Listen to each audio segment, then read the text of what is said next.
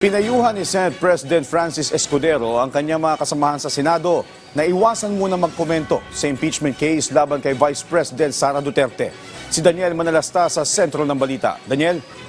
Yes, Joshua, matapos nga ang inihain sa Kamara na impeachment complaint laban kay Vice President Sara Duterte, sabi ni Senate President Francis Escudero, ang paghahain at pag-endorso ng impeachment sa Kamara ay simula ng proseso sa konstitusyon para masiguro ang accountability sa mga pinakamatataas na lider ng bansa.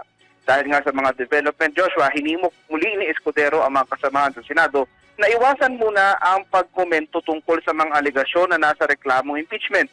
Dahil kung sakali man, ang Senado ang tatayo bilang impeachment court at makakaapektuhan niya ito sa integridad ng impeachment trial, pati na sa tiwala ng taong bayan sa Senado bilang institusyon. At kahit anya mahalaga ang accountability mechanisms katulad ng impeachment sa demokrasya, anuman raw ang kalabasan nito ay dapat hindi makahadlang sa mga malawak na misyon ng Senado na mapaglingkuran ng taong bayan. Hindi niya pwedeng mapabayaan ang pangangailangan ng ating mga kababayan, may impeachment man o wala.